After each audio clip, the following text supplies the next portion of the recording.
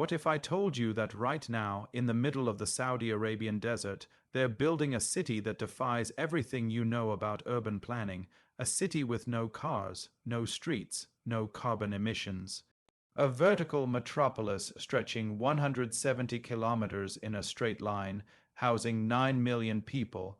This is the line, and it's either the most revolutionary project in human history or the most expensive mistake ever made.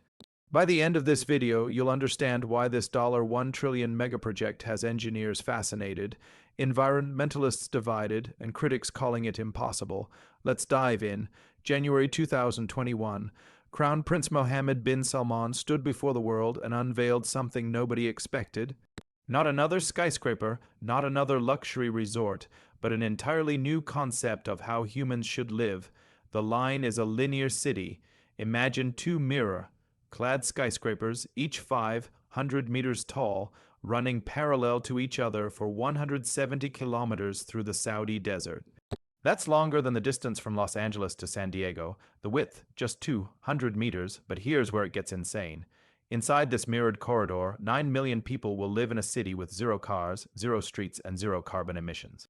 Everything you need, schools, hospitals, parks, entertainment, will be within a 5-minute walk. And if you need to travel across the entire city, a high-speed rail will get you there in just 20 minutes. The line isn't just a building, it's a rethinking of everything. No urban sprawl, no traffic, no pollution, just vertical communities stacked 170 kilometers long, powered entirely by renewable energy. The numbers are staggering. Cost, $1 trillion USD, some estimates say $1.5 trillion height, 500 meters taller than the Empire State Building length, 170 kilometers population capacity, 9 million residents completion target, 2030, though now pushed to 2039. But here's the question everyone's asking. Why would Saudi Arabia build something this extreme? To understand the line, you need to understand Saudi Arabia's problem. For decades, the kingdom has been dependent on one thing, oil. But Crown Prince Mohammed bin Salman knows that won't last forever. The world is shifting to renewable energy, and Saudi Arabia needs a new identity. Enter Vision 2030, an ambitious plan to transform Saudi Arabia from an oil-dependent economy into a global hub for tourism, technology, and innovation. And NEOM, it's the crown jewel of that vision. NEOM is a 26,500 square kilometer zone in northwestern Saudi Arabia, along the Red Sea coast. The name combines Neo, new, and Mustaqbal, Arabic for future. It's designed to be a testbed for future living, a place where radical ideas become reality. NEOM isn't just the line.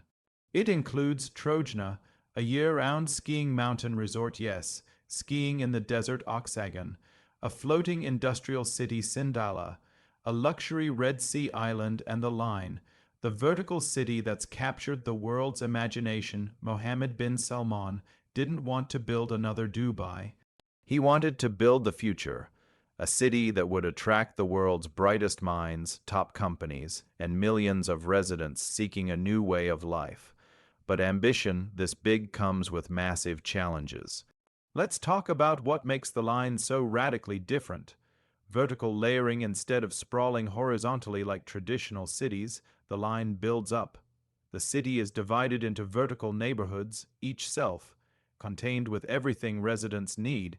Ground level, nature parks and pedestrian walkways, mid-levels, residential and commercial spaces, upper levels, luxury penthouses with desert views, the 5-minute city, forget hour-long commutes. In the line, everything is designed around the 5-minute walk principle. Your workplace, grocery store, school, gym, and entertainment, all within 5 minutes.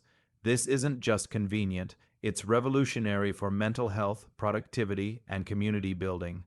0 cars, no traffic lights. No exhaust fumes, no parking lots eating up valuable space. The line bans all cars. Instead, residents walk, bike, or use the ultra-high-speed rail that runs beneath the city, connecting the entire 170 kilometers in 20 minutes. 100% renewable energy. The line will be powered entirely by solar and wind energy. The mirrored exterior isn't just for aesthetics, it's designed to minimize heat absorption in the brutal desert climate while maximizing energy efficiency. AI-powered infrastructure, this is where it gets sci-fi. The line will use artificial intelligence to manage everything: traffic flow, energy distribution, waste management, even predicting maintenance needs before things break. Sensors everywhere, constantly optimizing city life. On paper, it sounds like paradise. A car-free, pollution-free, perfectly efficient city where nature and technology exist in harmony. But there's a darker side to this story.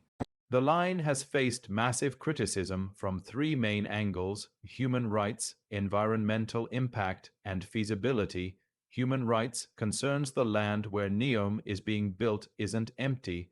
The Hawaitat tribe has lived there for generations. Reports emerged in 2020 that tribespeople were being forcibly evicted to make way for construction. In 2022, 3 members of the tribe were reportedly sentenced to death for resisting eviction. Human rights organizations called it a humanitarian crisis. Saudi Arabia denied the allegations, but the damage to the line's reputation was done. Environmental questions, ironically, a project marketed as eco-friendly, has environmentalists worried. Building a 170-kilometer mirror-clad wall through the desert will disrupt wildlife migration patterns, create massive heat reflection affecting local ecosystems, require enormous amounts of steel, concrete, and materials which have huge carbon footprints. Critics argue that the carbon cost of construction might outweigh the carbon savings of operation for decades. The feasibility problem, this is the big one. Engineers, urban planners, and economists have serious doubts. In 2023, reports surfaced that the line's goals had been dramatically scaled back. Instead of 170 kilometers by 2030, they're now targeting just 4 kilometers by 2030, with the full vision potentially taking until 2045 or later. That's not a sign of confidence. So what's actually happening on the ground? As of 2025, construction is underway. Thousands of workers are on site. Massive earth-moving operations have begun. Foundation work is visible from satellite imagery, but the scale has changed dramatically. The revised 2030 target is now just 4 kilometers of the line, enough to house around 300,000 people, not 5 million as originally planned. Saudi officials insist this is just phased development. Critics say it's evidence the original plan was never realistic. The estimated completion date has quietly shifted from 2030 to 2039, and some analysts think even that's optimistic. Meanwhile, the costs keep climbing. What started as a $500 billion project is now estimated at $1-5 trillion. For context, that's more than the GDP of most countries. So is the line visionary genius or delusional fantasy? The truth is probably somewhere in between. The line represents something important: the willingness to rethink how we build cities.